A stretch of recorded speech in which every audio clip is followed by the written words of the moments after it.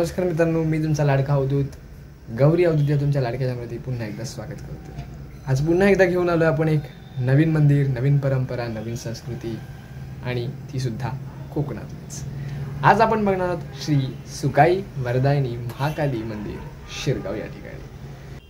आज आपण जाणार आहोत रिक्षातून, त्यामुळे आपल्याला आजूबाजूचा कोकण अनुभवता येणार आहे आणि हा कोकण तुम्हाला माझ्या व्हिडिओमार्फत बराच वेळा दिसला असेल, अनुभवला असेल, पण आज एक नवीन कोकण, नवीन नाविन्यपूर्ण आणि अगदी म्हणतात ना पावसाळ्यानंतरचा जो गारवा त्या कोकणामध्ये असतो, जी हिरवीगार शाल या कोकणाने ओढलेली असते, ती आपल्याला आज या व्हिडिओमध्ये बघायला मिळणार आहेत। तर चला मग वेळ न घालवता आपण प्रवासाला जाऊया आणि आपण भेट देऊया, ती म्हणजे श्री सुकाई वरदायिनी महाकाली मंदिर शिरगाव या ठिकाणी। चला तर आता आपण चाललोत मंदिराकडे आणि हा जो मार्ग आहे हा आहे चिपळूण कराड महामार्ग। साईडला जी आहे ती वाशिष्ठी नदी, सुंदर वातावरण आहे, वरती अगदी निरभ्र आकाश, हिरवगार असं वातावरण आहे। म्हणजे कोकणातलं सौंदर्य काय आहे ना, ते आपल्याला या व्हिडिओतून अनुभवायला मिळतंय। आता या ठिकाणी तुम्हाला दोन रस्ते लागतील, एक आहे पेडांबे आलोरे आणि दुसरा सरळ कराड मार्गे। तर आपल्याला जायचं आहे पेडांबे आलोरे मार्गे।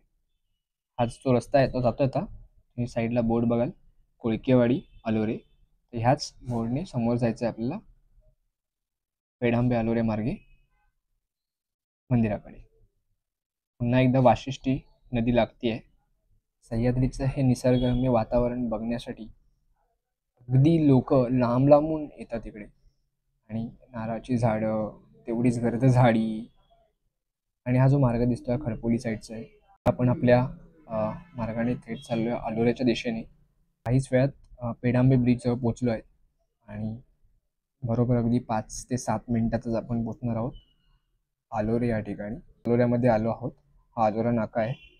या आलोऱ्या नाक्यातून अगदी आपण समोर निघून जायचं, समोरच्या बाजूला, खालच्या साईडला पोपळी येतं, समोरच्या बाजूला आपल्याला निघायचं। हा जो आहे तो आहे आपल्याला सुकाई वरदायिनी महाकाली या मंदिराकडे जाण्याचा हा गेट। साईडला आताच शेती वगैरे दिसते तुम्हाला, घरं बघितली अगदी छोटीच घरं आहेत, कौलारू घरं आहेत, जांभ्या दगडाची घरं, आणि सुंदर असं हे म्हणतात ना सोनं, म्हणतात त्याला सोनं, मातीतलं सोनं, ते सोनं तुम्हाला साईडला दिसतंय। आणि हा आहे मुख्य गेट, सुकाई वरदायिनी महाकाली मंदिराचा हा मुख्य गेट। आपण आतमध्ये आलो आहोत आणि आता आपण पोहोचतोय अगदी मंदिराजवळ। या ठिकाणी पार्किंगची फॅसिलिटी सुद्धा आहे आजूबाजूला। आज आपण आलो आहोत घेऊन महाकाली मंदिर, श्री सुकाई वरदाई महाकाली मंदिर शिरगाव। तुम्ही माझ्या पाठीमागे बघू शकता, हे आहे मंदिर आणि हा आहे मंदिराचा परिसर।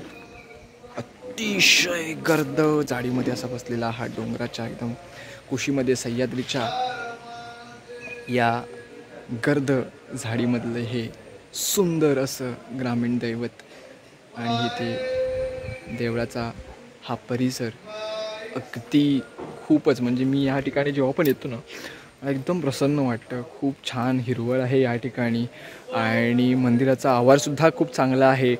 आणि तुम्ही बघितलं इथे खरं म्हणजे इथली फेमस जी आहे ना ती आपली आहे त्रैवार्षिक जत्रा। आपण त्याचा व्हिडिओ आपण नंतर बनवणार आहोत, पण आज मी तुम्हाला घेऊन आलो आहे खास करून या मंदिरामध्ये, कारण या मंदिराचा इतिहास खूप मोठा आहे, या मंदिराचं ऐक्य खूप मोठं आहे आणि या मंदिराबद्दल आपली खूप माहिती घ्यायची आहे। तर चला मग आपण बघूया मंदिर कसं आहे ते।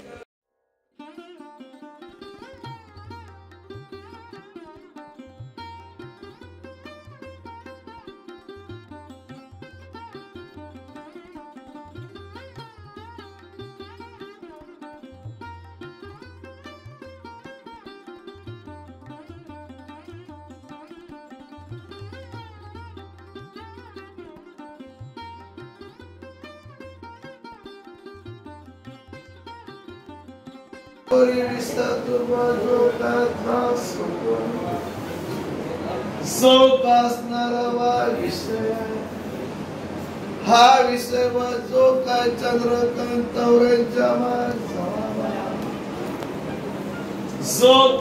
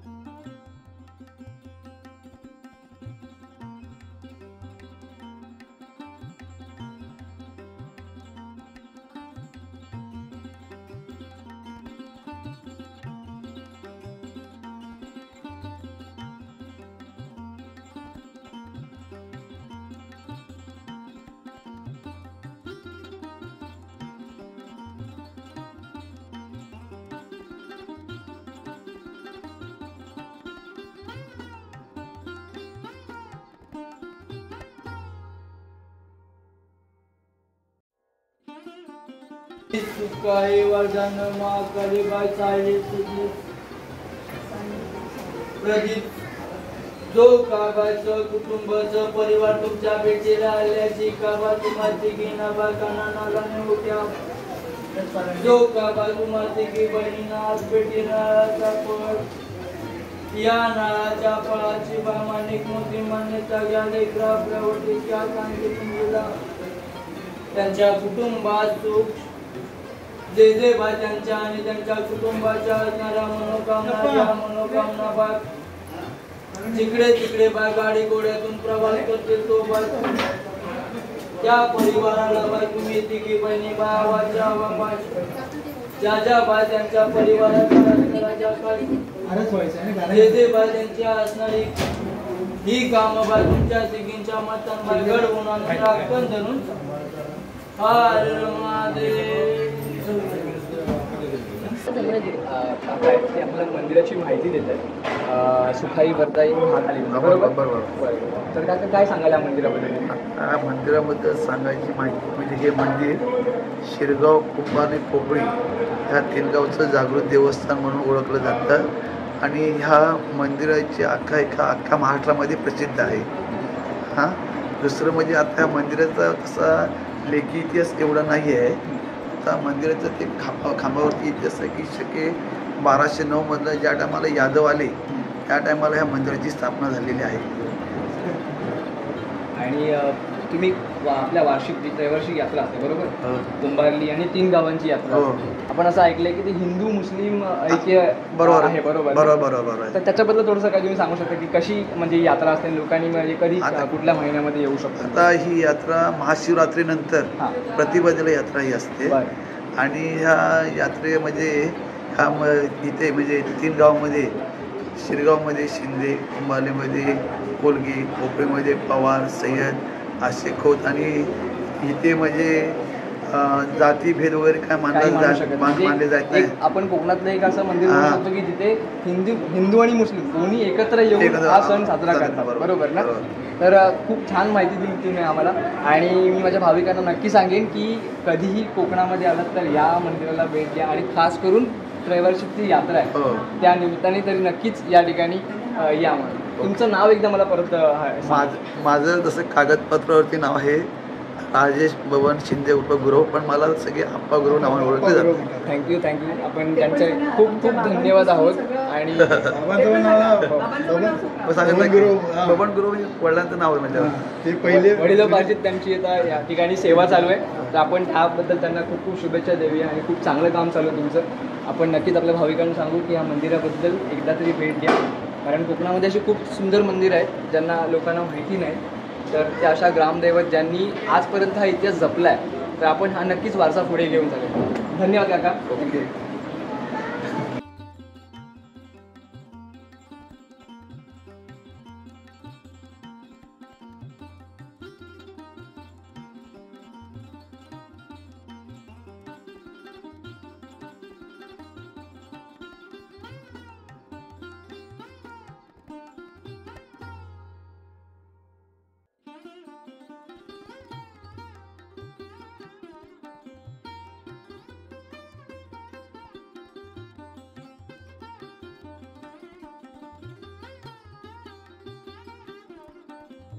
तर कशी वाटली माहिती तुम्हाला?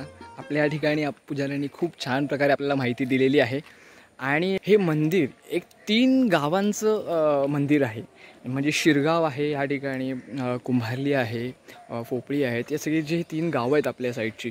तर या 3 गावांचं या ठिकाणी ऐक्य हे मंदिर दर्शवतं. आणि खरं म्हणायचं म्हटलं तर जसं आपल्याला पुजाऱ्यांनी सांगितलं की मंदिराचं एक वैशिष्ट्य म्हणजे इथे हिंदू मुस्लिम ऐक्य बघायला मिळतं. मी नक्की ह्या व्हिडिओनंतर आपल्या त्रैवार्षिक यात्रेचा जो व्हिडिओ आहे तो पण मी नक्की करण्याचा प्रयत्न करेन. परंतु जर तुम्ही कोकणामध्ये येतात आणि चिपळूणला उतरताय तर चिपळूणमधून बरोबर अगदी 20 ते 25 किलोमीटर अंतर आहे. आणि 20 ते 25 किलोमीटर अंतरावरती तुम्हाला हे सुंदर मंदिर बघायला मिळेल. तुम्ही माझ्या पाठीमागे बघता किती किती सुंदर प्रकारे यांनी ते मेंटेन केले. म्हणजे अगदी अरण्यामध्ये जंगलामध्ये असतानासुद्धा, सह्याद्रीच्या पायथ्याशी असतानासुद्धा या ठिकाणी एवढ्या आडगावामध्ये असताना, खेडेगावामध्ये असतानासुद्धा इथली क्वालिटी तुम्ही मंदिराची बघताय आणि शांतता बघताय. खूप म्हणजे इथे आल्यानंतर प्रसन्नताच वाटते. तर नक्की मित्रांनो, मग तुम्हाला माझा ब्लॉग कसा वाटला आणि या मंदिराबद्दल तुमचं स्वतःचं काय मत आहे, कमेंट आहे. तुम्ही ह्या मंदिराला ह्यापूर्वी कधी भेट दिली होतीत का? तर या सगळ्या प्रश्नांची उत्तरं मला तुम्ही नक्की कमेंटमध्ये सांगा. आणि हो, आपल्या मित्रांना, फॅमिलीला, कुटुंबाला, जे आपले काही मित्रपरिवार असतील त्यांच्यामध्ये या आपल्या चॅनलमार्फत आपण या कोकणातील वारसा हक्क असणारी ही जी मंदिरं आहेत किंवा जी ऐतिहासिक मंदिरं आहेत त्यांना आपण फुलवण्याचा त्यांची माहिती आपल्या लोकांपर्यंत पोहोचवण्याचा छोटासा प्रयत्न करतो आहे. त्यांचं संवर्धन व्हावं हीच आपल्या चॅनलची इच्छा आहे. तर त्याला तुमचा भरभरून सपोर्ट मिळू दे आणि तुमच्या मित्रांना सांगा की आपल्या चॅनलला नक्की सबस्क्राईब करा. त्यामुळे आपल्या नवीन नवीन चॅनलचे नोटिफिकेशन्स तुम्हाला येतील, नवीन नवीन व्हिडिओज मिळतील आणि मी माझा पूर्ण प्रयत्न करेन की तुमच्यापर्यंत उत्कृष्टरित्या माहिती पोहोचवता यावी असा एक छोटासा प्रयत्न माझा नक्कीच चालू असेल. तर पुन्हा आपण पुढच्या व्हिडिओमध्ये भेटणार आहोत, पण त्याआधी पुन्हा एकदा लाईक, शेअर आणि सबस्क्राईब करायला विसरू नका. धन्यवाद.